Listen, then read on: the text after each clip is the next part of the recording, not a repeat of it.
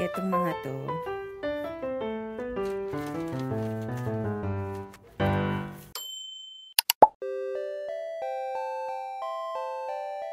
araw mga ka-snow ay magtatanim ako at napakadami kong buto.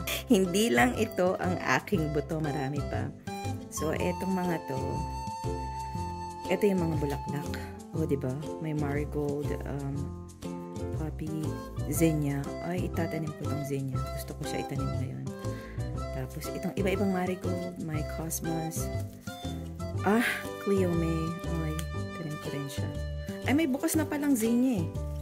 Sige, itanim ko to. Bukas na pala siya. So, yan. At meron tayong carrot. Yun yung bulaklak. Ito, hindi ko to ida-direct sowing. Dito ka dahil bulaklak ka.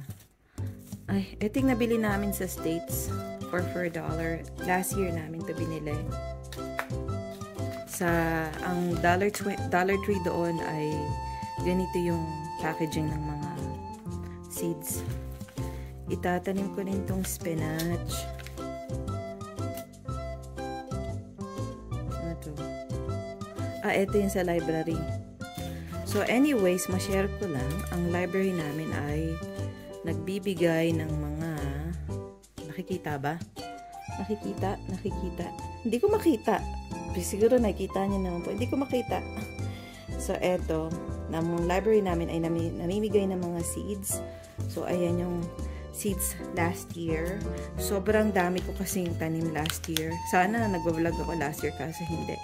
So, ida-direct sowing ko for today ay peas, carrot, etong radish, etong bean, ano to? Or, yun lang muna siguro. So, sa isang container, lalagyan ko ng yan.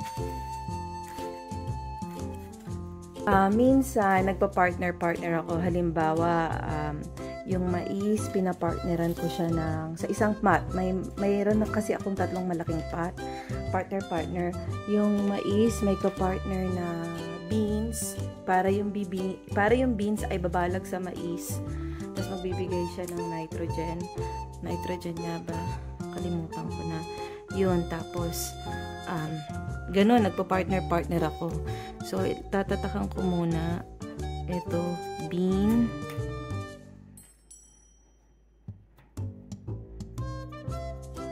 carrot. Gumagalaw yata yung camera. Gumagalaw ba? Yan, mga kasno. Ayan, di na gumagalaw. So, sulatan natin bean, carrot, tapos maglagay din tayo ng bean, tapos radish. Parang last year bumili ako ng white radish. Tapos magda-direct sowing ako sa isang pot, purong bean lang. Ay, hindi pala nakikita. Ganito rin ba ang ginagawa niya mga kasno? Tapos pea. Dapat ang pea, tinanim ko to nung malamig-lamig. Malamig pa rin dito. Alam nyo, mga kasnaw, kapag nakipag-uusap kayo sa isang tao na napakahabang taon, maraming taon nang nakatira o pinanganak sa isang bansa, tulad kung nasaan ako na mahaba ang tagyelo, huwag kayong mag-rely pag sinabi nilang, okay lang yung panahon ngayon, yung halimbawa spring. Iba kasi ang definition namin ng malamig sa hindi. Tulad, may vlog ako, no, yung early spring sa Costco. Nakikita niyo ibang tao naka-t-shirt. Naku, huwag kayo maniniwala na mainit. Sobrang na-excited lang talaga yung mga tao. Kasi, 2 buwan lang talaga ang summer namin, July at August. At tricky yung July at August na yan kasi although mainit talaga, yung mga gabi niya ay malamig. Kaya pag nagka-camping ka, halimbawa nasa tent ka, magdala ka ng mga sleeping blanket, ganun. Kasi maaaring maging malamig. Pero may part naman ng Canada na mild, tulad sa BC. So, hanapin ko yung... Ito yung mga buto ko last year. Ito yung poppy seed. Ito yung okra. Ang okra ko matagal mag-germinate. Ay, meron akong mangga.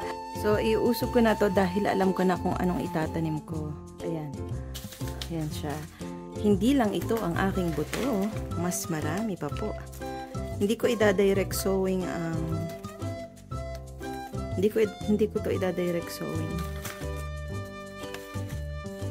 Hindi ko rin to ida-direct sowing. Unfortunately, every time na nagtatanim ako ng corn, kinakain talaga siya ng raccoon. Talagang parang yung raccoon dito parang may inventory na. Hindi ko to ida-direct sowing.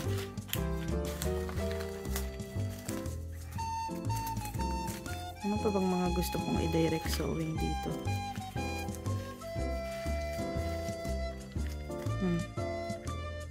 Ito yung bilog na ano. Yan, sasama ko yan. Tapos, mga ka-snow, meron akong binigay ng kapitbahay ko, yung alugbate. Sana lumaki siya sa akin. Hindi ko siya ida-direct sowing. So, eto na lang muna mga ka-snow. Ito lang talaga ang itatanim ko sa araw na to. O baka mamaya magtanim din ako ng iba. At simulan na natin.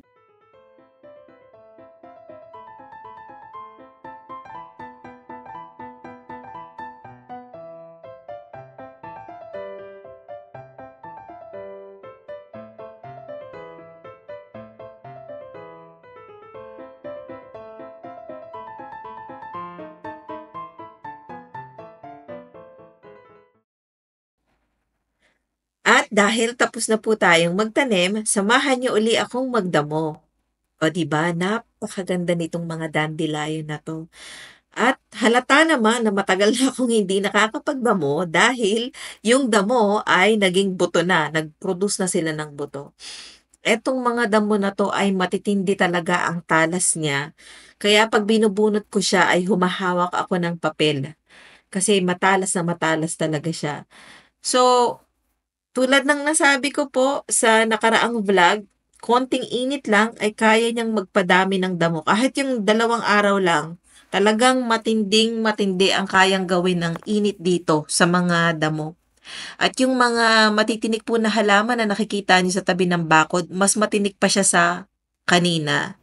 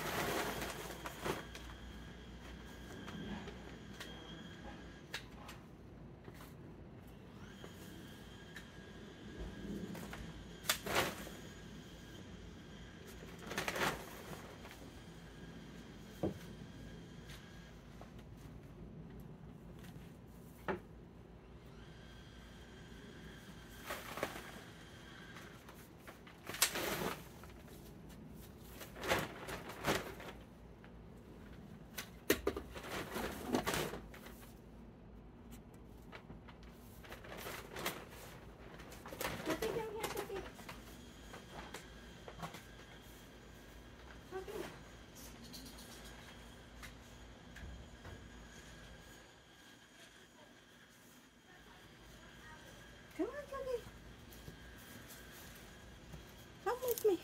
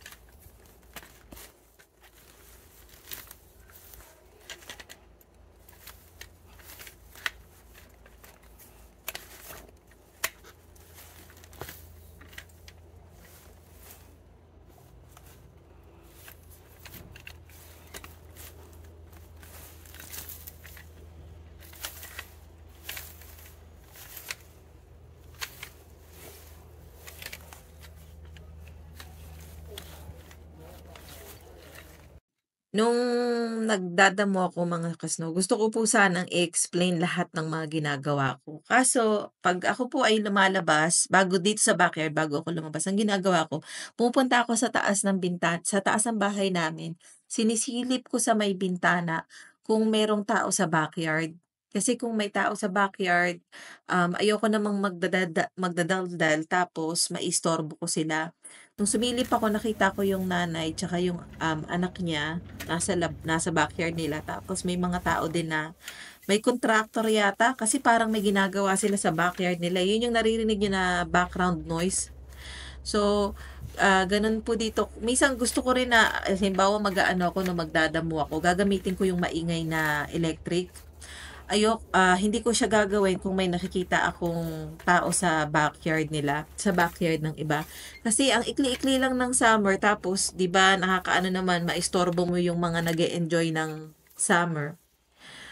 Pagka tumingin ka dito sa backyard pagka summer, makikita mo na yung mga tao, na yung may mga patio table sila, yung mga ganon. Tapos doon sila kakain, magba-barbecue. Yung iba naman makikita mo mga nagbabasa ng aklat. Chikador pala. Alam yung alam yung galawan ng mga kapitbahay. Yun, tinitingnan ko muna sa bintana kasi ayaw nating makaistorbo. So, yung ginagamit ko po na weed puller, gustong-gusto yan ng mga anak ko, tuwang-tuwa sila, lalo na kapag yung dandelion ay nabubunot nila mula sa ugat. Ang ma-share ko lang po kung hindi pa kayo nakita ng dandelion, kapag nabunot niyo yung mismong-mismong ugat, mukha siyang parang karot na manipis. At ang dandelion ay nagulat ako nung nalaman ko siya nung bagong-bago lang ako rito. Edible pala siya. Mula sa bulaklak hanggang sa ugat. Yung dahon niya ginagawang salad. Tapos yung bulaklak niya ganun din. At yung ugat niya naman, ginagawa siyang tea. Pag nagpunta ka sa mga health store, makikita mo mayroong dandelion tea. Yung iba naman na hindi umiinom ng kape, sinasubstitute yung dandelion sa yung dandelion sa kape. So, yun po mga ka-snow. Itong araw na to na nagdamo ako, wala akong salamin, wala akong face mask, kasi walang nagdadamo ng mga panahon na yan. At hindi rin ako magpuputol ng damo. Kasi yun yung pinaka makaka-allergy sa akin eh. Once na may napuputol na damo talaga. Eto, grass. Yun, grass. Kasi pag sinabing damo, damo tong kaharap ko, yung grass yun. Walang nagpuputol ng grass ng mga oras na yan. Etong swing na nakikita nyo kanina, swing siya nung mga anak ko, toddler pa lang sila kasi toddler pa lang sila, dito na kami nakatira. Meron pa actually talagang swing yan, tinanggal na lang namin. Pagkatapos, yung parang mga ah, yung balag-balag, every year hindi ko na siya tinatanggal, pinapabayaan ko na lang siya. Yung green na nakikita nyo ay last year ko yan, pinili sa akin ni Mushi na greenhouse. Nag-survive siya sa buong winter, tuwang-tuwa ako. Tapos yung rectangle box naman po na nakikita nyo, ay ginawa yan ng asawa ko para sa mga anak ko na sandbox. Napakadami naming sand na naubos dyan. Tapos through time na parang napapak din yung mga sand at Pinag-isipan ko siya kung kasi ready na siya na maging garden bed. Ready na talaga siya, 'di ba? Kaso si Cookie gustong-gusto niya yung lugar na yan. Diyan siya gusto niyang magkutkot. Siguro dahil sand kasi siya, gusto niyang magkutkot. Minsan diyan siya nagpapaaraw. Minsan inaamoy-amoy niya yung area na yan. Kaya naisip ko na, hindi ko na lang siya gagawin na garden box. Although ready na talaga siya, 'di ba?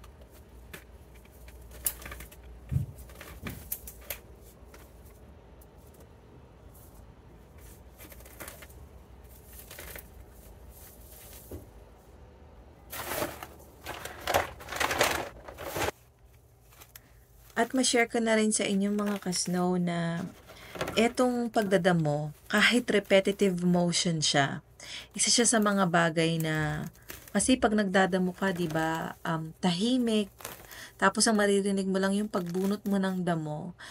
Nakakapag-reflect talaga ako sa mga bagay-bagay sa buhay tuwing nagdadamo ako. Kasi ito lang talaga ang iniisip ko sa mga oras na 'to. Etong area na po ito, kung saan ako nagdadamo, meron diyang mga perennial flowers. Share ko lang po sa mga hindi nakakaalam ng perennial. Ang perennial, yun yung mga taon-taon tutubo siya. Nakakatuwa siya kasi napaka-harsh ng Canadian winter, pero tutubo pa rin siya taon-taon. And hindi ko siya nakikita ngayong tumutubo kasi nasuffocate na siya nitong mga damo na 'to. So, gano'n po nakakapag-ano rin ako, tawag dito, nakakapag-isip-isip rin ako kapag nagdadamo na gano'n, 'di ba 'pag nagdadamo tayo tinatanggal natin kasi hindi natin kailangan. 'Di ba sa buhay natin, ako na lang, maraming nangyayari sa kapagka nakatira ka sa ibang bansa tapos may mga anak ka, yung family dynamics, yung haharapin mo sa yung ang dami niya po kapagka inisa-isa. Gano'n din sa pagdadamo, tulad niyan, nilalagay ko yung mga damo dito, diyan sa bag na yan, kasi hindi ko naman siya kailangan, 'di ba? Gano'n din yung may mga thoughts tayo na hindi natin kailangan, katulad ng pagdadamo, tanggalin na natin. Kahit hindi perfect, kahit konti-konti lang. Mga habits na hindi maganda, mga thoughts na negative, yung mga mindset na hindi maganda, may friendship ka ba na toxic? Tanggalin na rin natin 'yan, 'di ba? Kahit paunti-unti lang. Kasi kapag tinanggal natin 'tong mga 'to, magkakaroon ng room para sa growth. Gano'n naman po, 'di ba? So, tanggalin natin paunti-unti para magkaroon ng space sa pagkakaroon ng bagong growth. O, 'di ba? Pag natanggal ko 'tong mga damo na 'to, tatanan tanan, may tutubo. Ano 'yun? Damo ba? Damo ba uli o ano ba? So, okay siya gawin kasi nakakapagod siya pero nakakapagod, repetitive motion, pero at the same time nakakapag ano ba yung Tagalog, nakakapagtika-tika, nakakapag-isip-isip ka, 'di ba? Hindi mo kailangan 'tong mga damo na 'to, kasi 'pag ang mga damo na 'to ay nanatili diyan, wala ng space para sa growth, wala ng space para sa pagtubo.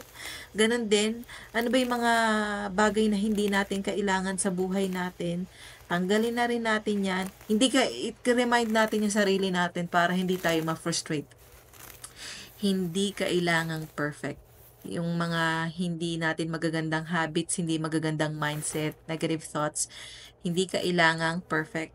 Paunti-unti lang. O, di ba? Parang yan, paunti-unti, may space na. Di may tutubo na siya. Wag naman sa wag naman sanang damo, sana magandang bagay, di ba? May space na para sa growth.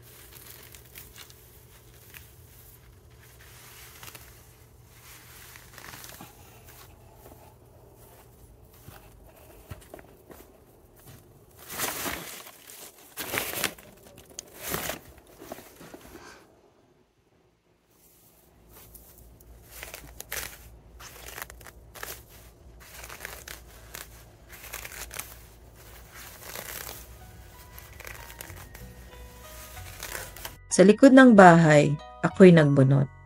Damo sa lupa, bigla kong tinutok.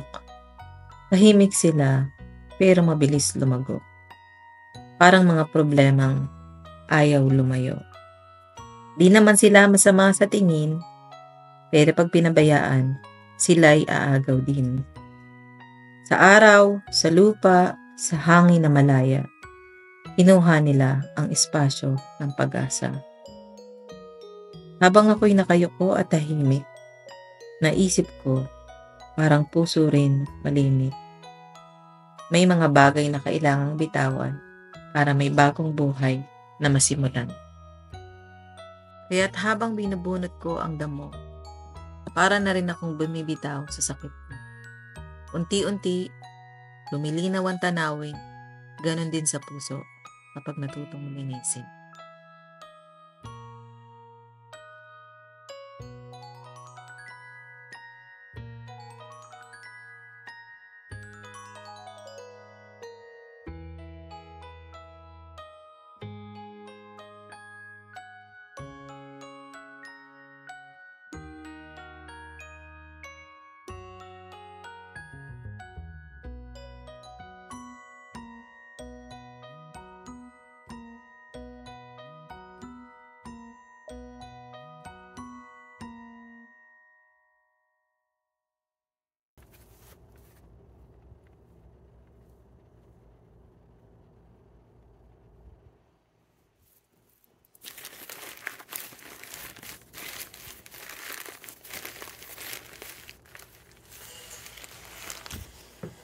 Hi, Cookie.